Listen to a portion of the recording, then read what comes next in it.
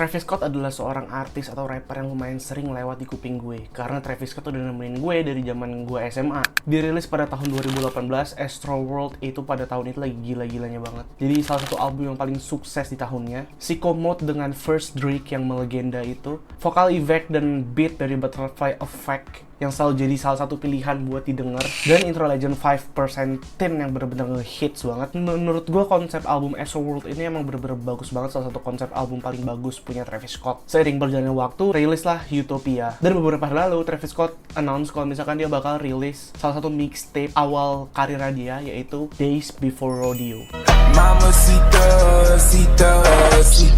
Jujur gue bikin video ini karena awalnya tuh gue penasaran banget. Sesimpel karena waktu Travis announce ini tuh bener-bener banyak banget orang-orang yang nungguin dan hyping up tentang the mixtape ini. Beberapa lagu kayak Grey, Zombie, Sloppy Toppy udah ditunggu sama banyak banget fans buat rilis di beberapa streaming services. Gue cari tahu, gue riset, dan muncullah video ini. Tapi sebelum gue bahas detail tentang mixtape-nya dan lagu-lagu apa aja yang berhasil mencuri perhatian gue dari mixtape ini, gue mau bahas dari background karir Travis sampai album ini dirilis. Sebenarnya karir Travis tuh atau talentanya udah mulai terlihat sejak dia masih SMA, karena ada beberapa video yang nunjukin dia lagi rapping di kelas. Beberapa video ini udah menunjukkan kalau misalkan seberapa passionate Travis Scott di industri musik dan rap. Terus pas dia lulus, dia lanjut kuliah. Tapi di tahun kedua, dia drop out. Dia bilang lah kalau orang tuanya dia butuh laptop, dia butuh buku, butuh ini, butuh itu buat menunjang kuliahnya dia. Padahal dia udah drop out. Nah, tapi Travis Scott malah lari ke New York buat bikin musik dan mulai produksi lagu-lagu dia sendiri. Mulai belajar lah dia di sini tentang musik. Singkat cerita, plan New York nggak berjalan begitu mulus buat dia, sampai akhirnya dia harus pindah lagi ke LA. Caranya gimana? Caranya masih sama. Dia minta uang ke orang tuanya, butuh buat biaya kuliah, tapi padahal dia nggak kuliah, melainkan dia bikin musik gitu. Di LA dia jadi gelandangan, tidur di banyak tempat, tapi setiap hari dia selalu bikin musik.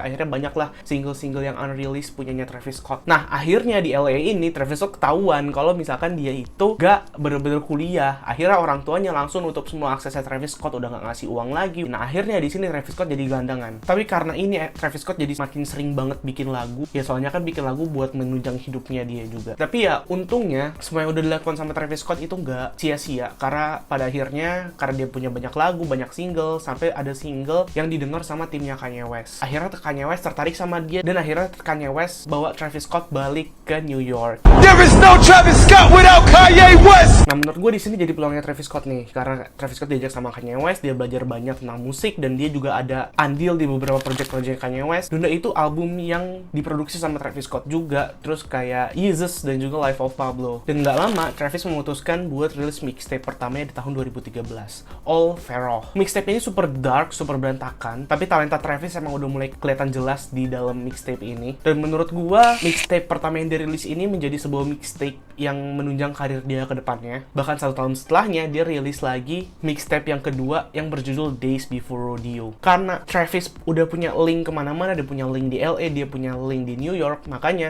di mixtape kedua ini, dia dapat beberapa featuring yang bagus-bagus. Contohnya kayak Metro Boomin, kita tahu sendiri kan seberapa impactfulnya Metro Boomin sekarang. Walaupun kalau misalkan lu denger lagu-lagu yang ada Metro Boomin yang di dalam mixtape ini, itu karakteristik Metro Boomin tuh menurut gua hampir nggak terlalu kelihatan. Yang Fuck, terus ada vokalis The 1975, di si Matt Healy, di Sloppy Toppy itu dia juga punya featuring Migos, dan kita tahu sendiri Migos itu grup rap yang lumayan besar pada zamannya. Tapi gue jujur kurang tahu korelasinya mereka sama Travis tuh kayak gimana, tapi yang jelas dia kan udah punya link ke Kanye West, dia udah punya link di LA juga. Jadi ini membuka linknya Travis Scott buat collab sama ini itu. Mixtape Day Before Rodeo ini menurut gue bener-bener karakteristik Travis Scott banget. Sama kayak Utopia dan album-album Travis Scott yang baru, setiap lagu Travis Scott tuh selalu kayak ngebawa kita ke sebuah dunia yang bener-bener dark banget. Tapi di sana, di dalam dunia ini kita bener-bener dikasih lagu-lagu yang eargasm banget. Percaya sama gue, kalau misalkan lu udah biasa dengerin Travis Scott di lagu-lagu yang sekarang dan album-album yang sekarang, lo bakal enjoy banget sama mixtape ini. Karena menurut gue, Travis Scott tuh di sini bener-bener masih mempertahankan eksistensi, kekentalan, dan ciri khasnya bahkan sejak album atau mixtape ini dirilis. Efek-efek khas suara yang biasa lo denger di album-album Travis Scott juga masih banyak di sini. Bahkan suara kick, hi-hat, dan drumsnya tuh cukup familiar kalau misalkan lo emang pecinta Travis Scott. Tapi ya karena mixtape ini bener-bener dirilis waktu awal karya Travis Scott, ini masih berantakan banget. Gue selalu memutuskan untuk dengerin mixtape ini. Ada beberapa lagu yang cukup mencuri perhatian gue. Yang pertama, Mamacita. Mamacita ini lagu yang udah pernah gue save sebelumnya, dan gue cukup kaget. Gue pikir Mamacita ini adalah sebuah single yang biasa aja, tapi ternyata Mamacita adalah part of this mixtape. Gue cukup suka sama chorus dari Mamacita ini, kayak simple aja gitu. Dan fun fact lagi, Mamacita ini juga diproduksi sama Metro Boomin juga. Kita udah tahu kan, gue udah bilang tadi seberapa impactfulnya Metro, tapi tetap lagu Metro yang ini tuh nggak sekeren lagu-lagu Metro yang sekarang. Ini waktu pertama kali gue denger, gue kayak, anjir, ini nggak ada Metro Boominnya sama sekali. Sedangkan Travis Scott tuh bener-bener menunjukkan kekentalan ciri khasnya dia di dalam album ini, bahkan sampai sekarang. Terus yang kedua itu lagu Zombies. And the kids sing. Intronya kayak masuk ke dunia lain gitu, anjir, bener-bener eargasm banget. Karakteristik lagu ini juga lumayan kuat menurut gue. Tahu nggak sih karakteristik lagu Travis yang kayak It's lit, Let me grand slam outside the ditties. masih beneran ada dalam mixtape ini gitu. Ini gue makin kaget waktu denger di lagu, kayak anjir, ternyata Travis Scott masih konsisten banget nih dengan ciri khasnya dia di zaman A Day Before Rodeo ini. Dan chorus dari lagu ini juga ya Travis banget gitu.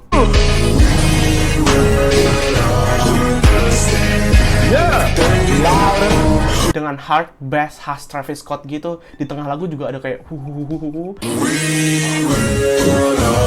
nambahin kesan dark yang dibawain di dalam single ini. Terus ada tuh layering kayak efek-efek vokal khas Travis Scott juga di sini, bikin lagunya makin dark lagi. Terus ada juga efek drum yang kayak bener-bener bikin lagu ini tuh eargasm banget. Ini nomor 2 menurut gue, favorit gue itu Sloppy Toppy. Dari judulnya itu kayak Sloppy Toppy gitu, gue langsung penasaran kira-kira ini tentang apa gitu. Satu hal yang bikin gue tertuju waktu pertama kali denger ini adalah karena Migos atau suara Quavo di awal. Dan menurut gue suara Quavo itu kan kayak apa ya?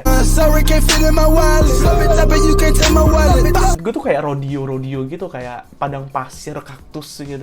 Terus ada transisi di verse 1 ke verse 2 ini, oper verse dari Quavo ke Travis Scott itu bener-bener enak banget. Terus ada khas suara Travis yang pakai efek-efek gitu. Ada part dimana kayak ada trap song yang kejepit gitu. Ini bener-bener gila banget sih menurut gua.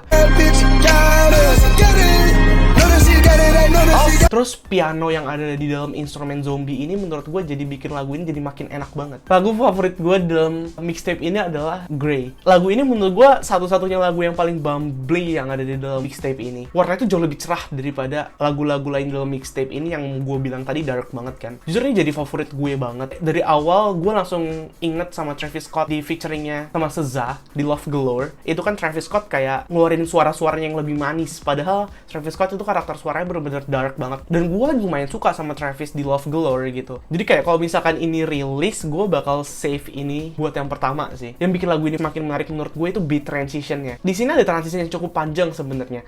Kayak dari lagu yang bener-bener nyantai Travis Scott Love Galore gitu, jadi pindah jadi rap Travis solo. Terus ada kayak efek-efek yang menurut gue bikin kayak lagu ini dark. Might be the last time I trip.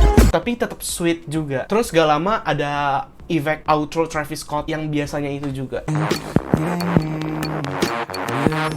Jadi ya udah, setelah gue cari tahu dan gue denger mixtape ini, gue setuju kalau misalkan mixtape ini tuh bener-bener layak banget buat diapresiasi. Keren banget, gila. Menurut gue kayak dari mixtape ini kita tahu kalau misalkan karakteristik Travis Scott itu dari zaman dulu nggak dirubah sama dia, bahkan di-upgrade. Jadi menurut gue Travis Scott jadi salah satu artis yang paling konsisten yang pernah gue denger. Khas Travis Scott juga, gue nggak berhenti headbang dengerin mixtape ini.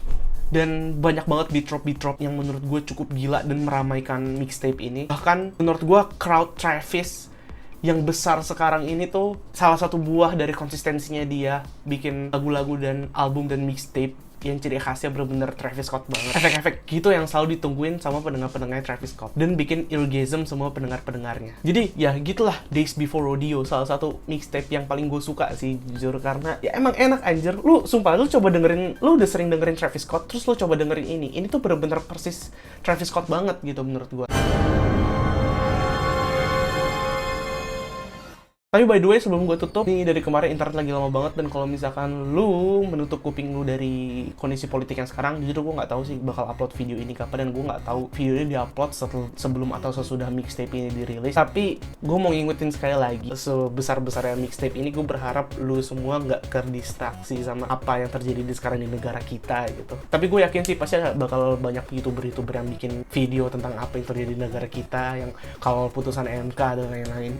Tapi faktanya emang negara ini lagi nggak baik-baik aja menurut gue. Demokrasi lagi benar-benar turun banget. Gue juga nggak berani speak up karena gue nggak berada di ranah politik. Konten gue kan fun aja dan senang-senang aja gitu tentang rap, hip hop, dan R&B. Gue berharap kalian semua coba cari tahu apa yang terjadi soal pilkada dan putusan MK. Entah negara ini mau dibawa kemana. Gue kayak gitu banget gitu, aturan dirubah seenaknya banget. Tapi ya gue di sini percaya aja sama orang-orang yang udah sering menyuarakan suara rakyat di media gitu. Pokoknya tetap gaungkan hashtag kawal putusan MK. Ya udah kayak gitu aja. Kalau misalkan memang nggak mau dengerin dan nggak mau cari tahu, seenggaknya lu tahu lah apa yang sedang terjadi sekarang. Ya bodo amat lu bilang gue anak abah, gue nggak peduli.